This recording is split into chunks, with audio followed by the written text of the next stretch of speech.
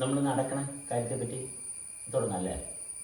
നടക്കണ muscles ലൂസാക്കണത് tight ആക്കണത് നടക്കുമ്പോൾ ഇവിടെ ഹാർട്ടിൻ്റെ അതായത് നമ്മൾ നടക്കുമ്പോൾ പലപ്പോഴും നടക്കുമ്പോഴേക്കും ബലം പിടിച്ച് നടക്കും. ബലം പിടിച്ച് നടക്കുമ്പോൾ വെച്ചാൽ മസില് ടൈറ്റ് ആയിക്കൊണ്ടിരിക്കും. അപ്പോൾ ഹാർട്ടിന് ലോഡ് കൂടും. നേരെ മറിച്ച് കാല് പൊക്കുമ്പോൾ കാല് ബലം പിടുത്തം കുറച്ച് മസിൽ അയച്ച് പിന്നെയും ടൈറ്റ് ചെയ്ത് പിന്നെ അയച്ച് ടൈറ്റ് ചെയ്ത് ഇങ്ങനെയാണ് നടക്കുന്നതെങ്കിൽ ഹാർട്ടിന് ലോഡ് കുറയും. കാരണം ഇതെല്ലാം ശരീരത്തിൽ ബ്ലഡിൻ്റെ സർക്കുലേഷനാണ്, കംപ്ലീറ്റ് ബ്ലഡിൻ്റെ സർക്കുലേഷനാണ്. അപ്പോൾ ഈ സർക്കുലേഷന് ഫ്രീ ആയിട്ട് പോകാനുള്ളൊരു അവസരം കൊടുത്തു കഴിഞ്ഞാൽ ശരീരം വളരെ റിലാക്സ് ആയിരിക്കും. ഇപ്പോൾ നമ്മൾ ഇടയ്ക്കിടയ്ക്ക് ദേഷ്യപ്പെടുമ്പോൾ എന്താ സംഭവിക്കുന്നത്? മുറുകെ നീങ്ങുന്നത്, അതിന് മുറുകെ ടൈറ്റായി നീങ്ങുക, അല്ലെങ്കിൽ സങ്കടപ്പെടുന്നത്. ഇതെല്ലാം മസിലുകൾ വ്യത്യസ്തമായിട്ടൊരു രീതിയിൽ പ്രവർത്തിക്കുകയും അതുകൊണ്ട് തന്നെ ഹാർട്ടിന് എപ്പോഴും ലോഡാണ്. ഇത് കൃത്യമായിട്ട് ഒരേപോലെ തന്നെ കൊടുത്തു കഴിഞ്ഞാൽ ഇപ്പം ചില ആൾക്കാരൊക്കെ രാവിലെ മോർണിംഗ് വാക്കിന് പോയി ഹാർട്ട് അറ്റാക്ക് വന്ന് ചാകാറുണ്ട്, കുഴഞ്ഞു വീഴിക്കാറുണ്ട്. അതിന് കാരണം മോർണിംഗ് വാക്ക് എന്ന് പറഞ്ഞിങ്ങനെ ബലം പിടിച്ചൊക്കെ നടക്കുകയാണ്. പക്ഷെ അത് ഹാർട്ട് റിലീസ് ചെയ്ത് കാല് റിലീസ് ചെയ്യുമ്പോൾ ഹാർട്ട് റിലീസാകും. ഹാർട്ടിന് ലോഡ് ഇല്ലാണ്ട് വളരെ റിലാക്സ് ചെയ്ത് വർക്ക് ചെയ്യുമ്പോഴത്തേക്കും തന്നെ നമുക്ക് തന്നെ റിഫ്രഷ്ഡ് ആവും. ഇത് നടന്നപ്പോൾ റിഫ്രഷ്ഡ് ആയെന്നാണ് ഇവർക്ക് തോന്നുന്നത്. കാരണം ശരിയാണ്, കുറച്ച് സർക്കുലേഷൻ അവിടെയൊക്കെ കൂടിയിട്ടുണ്ടാവും. പക്ഷെ ഹാർട്ടിന് ഓവർലോഡാണ് കൊടുക്കുന്നത്. റിലാക്സ് ചെയ്ത് കാല് മസില് അയക്കുകയും ടൈറ്റ് ചെയ്യുകയും വേണം, മനസ്സിലായ? ലൂസാക്കുകയും വേണം, അത് ഇത് ചെയ്യുകയും വേണം, മനസ്സിലായ? രണ്ടും ഇങ്ങനെ ആ ഒരു മാറ്റത്തിന് സ്ഥാനം കൊടുത്ത് കൊണ്ടുവന്നാൽ തന്നെത്താൻ നമ്മുടെ ശ്രദ്ധ കാലിൽ വരും. അതായത് ആ ജോയിന്റ്സിന്റെ മൂവ്മെന്റ് നമ്മൾ ശ്രദ്ധിക്കണം.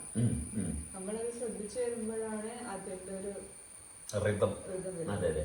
ഇത് ഒരു കാര്യവും നമുക്ക് വേറൊരു റെഫറൻസിന്റെ ഭാഗത്തുനിന്ന് വരും. നമ്മൾ തന്നെത്താൻ അനുഭവിച്ചറിയണം. അതിൽ പുസ്തകത്തിൽ ഇങ്ങനെ എഴുതി വെച്ചിട്ടുണ്ട്, അങ്ങനെ എഴുതി വെച്ചിട്ടുണ്ട്, അങ്ങനെ നല്ല കാര്യങ്ങൾ അറിയേണ്ടത്. എവിടെ ഗവേഷണം നടത്തിയിട്ടെന്നുള്ള അറിവ് കൊണ്ട് നമുക്ക് യാതൊരു പ്രയോജനവുമില്ല. നമ്മളാണ് കൊണ്ടു നടക്കുന്നത്, അല്ലെങ്കിൽ വേറെ ആർക്കും നമ്മളെ കൊണ്ടു നടക്കാൻ പറ്റത്തില്ല. അവനവനുമായിട്ട് കണക്ട് ചെയ്യാൻ പറ്റണം. അതെ. ഇപ്പൊ നമുക്ക് ചെറുപ്പത്തിൽ നമുക്ക് ഒരുപാട്, ഇപ്പൊ ഞാൻ എൻ്റെ ഉദാഹരണത്തിലുണ്ടെങ്കിൽ എൻ്റെ മക്കളെ വളർത്തിയ ഭാഗത്ത് മക്കളുടെ കാര്യത്തിൽ ഞാൻ നന്നായിട്ട് വളർത്താൻ വേണ്ടി കുറെ ബലം പിടിച്ച ഭാഗമൊക്കെ ഉണ്ട്. അപ്പം ബലം പിടിച്ച ഭാഗമൊക്കെ അവിടെ അനുസരിപ്പിക്കാൻ പറ്റാണ്ട് പോയപ്പോൾ വിഷമം ഉള്ളിലുണ്ട്. അപ്പൊ എപ്പോഴും പിന്നെ നമ്മൾ അവനോട് സംസാരിക്കാൻ പോകുമ്പോൾ അവനിത് ഉൾക്കൊള്ളുന്നില്ലെന്ന് വരുമ്പോൾ പഴയ വിഷമമാണ് പൊന്തി വരുന്നത്. മനസ്സിലായി? അതായത് ഇപ്പോഴ് ഇത് എടുക്കേണ്ട കാര്യമില്ല. പക്ഷെ പഴയ അവസ്ഥ നമ്മുടെ ഉള്ളിൽ മെമ്മറൈസ് ചെയ്ത് കിടക്കുകയും ഉപബോധ മനസ്സിൽ ഇതെടുത്ത് കളഞ്ഞു കഴിഞ്ഞാൽ ഇപ്പോഴൊരു ബന്ധമാണ് പ്രോപ്പറായിട്ട് പോകേണ്ടത്. പക്ഷെ പണ്ട് പ്രോപ്പറായിട്ട് പോകാത്തതുകൊണ്ട് ഉപബോധ മനസ്സിൽ കിടക്കുന്ന ഈ പ്രശ്നങ്ങളാണ് പൊന്തി വരുന്നത്. എന്നിട്ട് അതിന്റെ പേരിൽ നമ്മൾ ഇപ്പൊ കച്ചറ ഉണ്ടാക്കി. ഇപ്പൊ അടുക്കുന്നതിന് എന്താ കുഴപ്പം?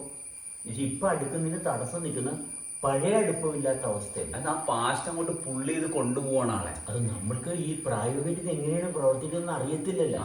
സമൂഹം പഠിപ്പിക്കുന്ന മുഴുവൻ മറ്റുള്ളവരുടെ അംഗീകാരം വാങ്ങാനാണ്. മറ്റുള്ളവരുടെ അംഗീകാരം ഇവിടെ കിട്ടിയിട്ട് ഒരു കാര്യമില്ല. നമ്മളെ അനുഭവിക്കുന്ന ഭാഗമാണ് വേണ്ടത്. ഇങ്ങനെയുള്ള സിറ്റുവേഷൻ വരുമ്പോഴാണ് ജീവിതം ശരിയല്ല എന്ന് പറഞ്ഞു പോണത്. അതെ. ഇപ്പൊ കെന്നിന്റെ കാര്യത്തിലാണെങ്കിൽ ഇപ്പൊ കെന്നുമായിട്ട് അസോസിയേറ്റ് ചെയ്യുന്ന കെന്നു വളരെ പെർഫെക്റ്റ് ആയിട്ടാണ് നമ്മളോട് സംസാരിക്കുന്നത്. പക്ഷെ നമുക്കവിടെ ആ പെർഫെക്റ്റ് ആയിട്ട് നമുക്ക് വർത്താനം പറയാൻ പറ്റുന്നില്ല. മനസ്സിലായി? അവൻ പെർഫെക്റ്റ് ആയിട്ട് എപ്പോഴും വർത്താനം പറയണം. പെർഫെക്റ്റ് ആയിട്ട് എല്ലാ കാര്യങ്ങളും ചെയ്യണേ, ഒരു കുഴപ്പമില്ല. മനസ്സിലായി? അപ്പൊ എപ്പോഴും ക്ലിയറാണ്. കെന്നിയുടെ സാധനത്തിൽ എപ്പോഴും ക്ലിയറാണ്. പക്ഷെ നമ്മളാണ് ഇവനിങ്ങനെയാണല്ലോ പ്രവർത്തിക്കുന്നത്. അവൻ ജീവിക്കുന്നു. നമ്മൾ ജീവിക്കുന്നതിന് അർത്ഥം ഉണ്ടാക്കാൻ നോക്കി. പക്ഷെ അവൻ ചിരിച്ച എന്റെ മുഖത്ത് നോക്കി വിഷമിച്ചാണല്ലോ, എന്തോ കുഴപ്പമുണ്ടല്ല, ശരിയാക്കാൻ വേണ്ടി പാടുപടിയ നമ്മൾ നന്നായിട്ട് നമ്മൾ അനുഭവിക്കുന്നുണ്ടാവും. അതിന് വേറൊരു കഥ കൂടി പറയാം. അതായത് നമ്മൾ കുറേ കഥകൾ പല ആൾക്കാരും പറയുന്നുണ്ട്. ഇപ്പൊ രാമായണം അല്ലെങ്കിൽ ഭഗവത്ഗീത അല്ലെങ്കിൽ എന്തോ ആയിക്കോട്ടെ, ഏത് വിശുദ്ധ ഗ്രന്ഥം എടുത്തോ ഇതെല്ലാം നമ്മളെ പറഞ്ഞ് ധരിപ്പിക്കുന്നത് എന്തിനാണ്? ഇതെല്ലാം പറഞ്ഞ് ധരിപ്പിക്കുന്നത് നമ്മുടെ ശ്രദ്ധ ആകർഷിക്കാനാണ്. അല്ലെങ്കിൽ ഇതിനകത്തെ കഥാപാത്രങ്ങൾ മറ്റേ അമാനുഷിക ശക്തിയുള്ള കഥാപാത്രങ്ങൾ ഇതൊന്നും നമ്മൾ എടുക്കണ്ട. കാരണം അങ്ങനെ അമാനുഷികമായിട്ടുള്ള കഥാപാത്രങ്ങളെ അവതരിപ്പിക്കുന്നതിനാണ് സാധാരണ മനുഷ്യനുമായിട്ടുള്ള ബന്ധത്തിൽ നിന്ന് മാറ്റി ഇവന്റെ ഉപബോധ മനസ്സിന്റെ ശ്രദ്ധയെ മാറ്റിയെടുക്കാൻ വേണ്ടിയിട്ടാണ് ഈ കഥകൾ കൊണ്ടുവരുന്നത്. കാരണം ഉപബോധ മനസ്സിലിരിക്കുന്നതല്ല സാധാരണ മനുഷ്യർ ചെയ്ത പ്രശ്നങ്ങളാണ്. അപ്പൊ അങ്ങനെയുള്ള മനുഷ്യർ അല്ലാത്ത ഒരു കഥ കൊണ്ടുവരികയും ആകാശത്തിൽ പറന്നു പോകാൻ കഴിവുള്ളവൻ അല്ലെങ്കിൽ മാന്ത്രിക വിദ്യ ചെയ്യാൻ പറ്റുന്ന ഒരാൾ ഇപ്പൊ വരുമ്പോ നമ്മളിങ്ങനെ അന്തം വിട്ട് നോക്കും. അപ്പൊ നമ്മുടെ ശ്രദ്ധ ഉപബോധ മനസ്സിൽ നിന്ന് മാറും. ഡിസോൾവ് ആകത്തില്ല, മാറും. പക്ഷെ ഇതോടൊപ്പം തന്നെ ഈ പറയുന്ന ആള് വളരെ വിശാലമായിട്ടുള്ള അനുഭവത്തിലിരിക്കുന്ന ആളാണ് പറയുന്നതെങ്കിൽ അവിടെ അപ്പുറത്ത് നിൽക്കുന്ന ആൾക്ക് ഈ അനുഭവം കിട്ടും. അതിലാണ് കാര്യം ഇരിക്കുന്നത്. അല്ലെ കഥയിൽ ഒരു കഥയുമില്ല, മനസ്സിലായ? എല്ലാ കഥയും എടുത്ത് നോക്കിക്കോ, നമ്മുടെ മനസ്സിന്റെ സ്വാധീനത്തിൽ പെട്ടുകിടക്കുന്നിടത്തു നിന്ന് ഇങ്ങോട്ട് മാറ്റാണ് ഒരു കഥ പറയുന്നത്. അല്ലാണ്ട് കഥക്ക് വേറെ യാതൊരു കാര്യമില്ല. പക്ഷെ കഥ പറയുന്ന ആള് വളരെ വ്യക്തമായിട്ട് ശാന്തമായിട്ട് ഇരിക്കുന്ന ആളാണെങ്കിൽ ഇയാളെ ശാന്തതയുമായിട്ടാണ് കണക്ട് ആകുന്നത്. ആ റെസൊനേഷനാണ് സംഭവിക്കുന്നത്. അല്ലാണ്ട് കഥകില് യാതൊരു കഴമ്പുമില്ല. ആള് ശാന്തല്ലാത്തോണ്ട് കഥന്റെ പുറകെ കഥയുടെ പുറകെ പോയി ഒരു ദൈവത്തെ സങ്കല്പിച്ച് ആരാധിച്ച് എന്തിനാണ്? ദൈവം ഒരു പരമ ആയിട്ടുള്ള ശക്തി എന്ന് പറഞ്ഞാൽ എന്തുകൊണ്ടാണ്? നമ്മൾക്ക് ബാക്കിയുള്ളവരായിട്ടുള്ള എല്ലാ ബന്ധനങ്ങളും ഒഴിവാക്കാനാണ് ഇങ്ങനെ ഒരു ശക്തി ഉണ്ടെന്ന് പറയുന്നത്. കാരണം അടുത്തിരുന്ന് സംസാരിക്കുന്ന ആൾക്കാരൊക്കെ പെട്ടെന്ന് മനപ്രയാസത്തിലോട്ടും ദുഃഖത്തിലോട്ടൊക്കെ പോകുന്നു. അപ്പൊ ഇങ്ങനെയൊന്നും ഇല്ലാത്ത ഒരാളുണ്ട് എന്ന് സങ്കല്പിക്കാൻ നമ്മളോട് പറയുന്നത്. അവിടെ ഇതിന്ന് പതുക്കെ മാറാൻ വേണ്ടിയിട്ടാണ്. അല്ലാണ്ട് ഇങ്ങനെയുള്ള ഒരു ദൈവം കോപം നമുക്കില്ല, ആവശ്യമില്ല. നമ്മൾ സങ്കല്പിക്കുന്ന ആ ദൈവിക സങ്കല്പമായിട്ട് നമ്മൾ പൊരുത്തപ്പെട്ട് നമ്മളുടെ ശരീരത്തിന്റെ അസ്വസ്ഥതയെ ഒഴിവാക്കുക. ഇത്രയുള്ള താല്പര്യം. അവനവൻ ശരിയാണെന്ന് തിരിച്ചറിയാന്നുള്ളത് അതെ, അവനവന്റെ ശരിയുണ്ടെന്ന് കാണണം, മനസ്സിലായി? ഇത്ര ആവശ്യമുള്ളു. അതിപ്പോ ഇതിന്റെ ഫുള്ള് ഡീറ്റെയിൽസ് കെന്നിനോട് ചോദിച്ചാൽ പറഞ്ഞു തരും. കാരണം ഒന്നും പഠിച്ചിട്ടില്ലാത്തതുകൊണ്ട് വെറുതെ അവൻ ചിരിച്ചും പാട്ടൊക്കെ പാടി ഇങ്ങനെ ചിരിച്ചും പാട്ടൊക്കെ പാടി ഒരാൾക്ക് ഇരിക്കാൻ പറ്റണില്ല എന്ന് മാത്രമേ വിഷയമുള്ളൂ. അത്രേ ഉള്ളു. നോട്ടം കണ്ടില്ലേ? ഒരു കുഴപ്പമില്ല. ദൈവമാണ്, വേറെ ഒന്നും ബാധിക്കണില്ല. ഒന്നും ചെയ്തില്ല. ഇത് ഈ ദൈവത്തെ പറ്റി പറയുന്നവർ തന്നെ എല്ലാം ബാധ കയറി കുത്തിരിക്കുന്ന ആൾക്കാരാ. അതെ, കാരണം ദൈവം ഉണ്ടെന്ന് പറഞ്ഞ് ഇവര് ഇല്ലാണ്ടായി. അതെ, ദൈവം ഉണ്ടെന്ന് പറഞ്ഞ് ഇല്ലാണ്ടായി. അതുകൊണ്ടാണ് ആ ജീവിക്കണ മനുഷ്യന്റെ ഒരു ഹാർമണി റെസനേറ്റ് ചെയ്യാന്നുള്ളത് മാത്രമേ ഒരു വ്യക്തിനെ പറ്റി ആവശ്യമുള്ളൂ. നമ്മളിപ്പോ ഇത് പറയുമ്പോഴത്തേക്കും പറയും, ഇതേ 5-6 മണ്ടന്മാര് ഇരിപ്പുണ്ട്, വീട് നിറച്ച് മണ്ടന്മാർ. കാരണം ഇവർക്ക് ഇതൊന്നും പറഞ്ഞിട്ട് മനസ്സിലാവണില്ല. ഇതിനകത്ത് ഒരു കഥയും ഇല്ല. എന്തോ ഭയങ്കര ബുദ്ധിപരമായിട്ട് A+B-C=D എന്നൊക്കെ പറയണം, മനസ്സിലായി? എന്നിട്ട് ഐൻസ്റ്റീന്റെ തിയറി പറയണം. ഇത് ഐൻസ്റ്റീന്റെ തിയറി പഠിച്ചിട്ടാണ് നമ്മൾ ജീവിക്കുന്നത്. ഒന്നുമല്ല, ഒരു ഫിസിക്സും കെമിസ്ട്രി ഒന്നും പഠിക്കണ്ട, മനസ്സിലായി? ഇതിന് എന്തെങ്കിലും ഒരു വാക്ക് അവര് കേട്ടതുണ്ടെങ്കിൽ അത് അപ്പൊ അവര് കണക്ട് ചെയ്യും. ഖുറാനുണ്ട്, രാമായണത്തിലുണ്ട്.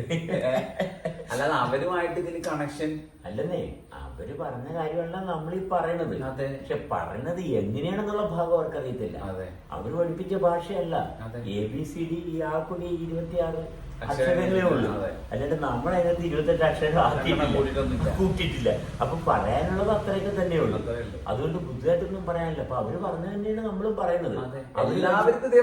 അവര് കഴിച്ച ആഹാരം തന്നെയാണ് നമ്മളും കഴിക്കുന്നത്. അവരും കിടന്നുറങ്ങി, നമ്മളും കിടന്നുറങ്ങി. പിന്നെന്താ വ്യത്യാസം?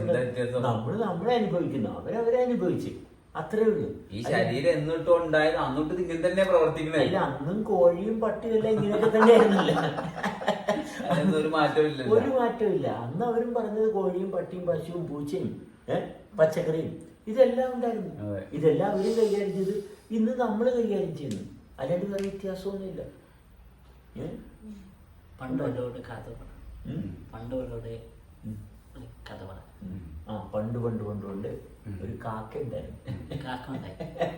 കാക്ക വന്നു ചോദിക്കാം, നിന്റെ വീട് അഡ്രസ് പറഞ്ഞു കൊടുക്കാം. ഇപ്പോഴും കുറെ കാക്കകളുണ്ട് അഡ്രസ് ചോദിക്കണേ. എന്നോട് കാക്കയ്ക്കാരോട് വാക്കും ചൂടാകും. അതെ, ആ കാക്കാനും ഈ കാക്ക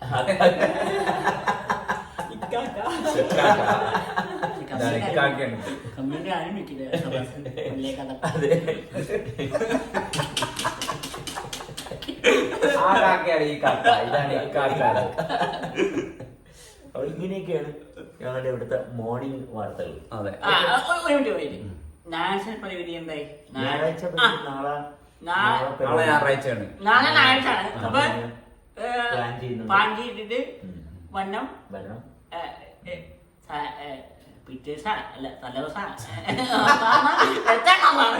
അതെ, ഏത് ദിവസമാണെങ്കിലും ഒരു കുഴപ്പമില്ല. തലേന്നോ പിറ്റേന്നോ. അല്ല correct. ഓക്കെ. നിന്റെ സംശയം നിന്റെ ഉപ്പ് പോയി ചോദിച്ചാൽ ഓ ഒന്നുമില്ല. ഒട്ടി ഞെക്ക്.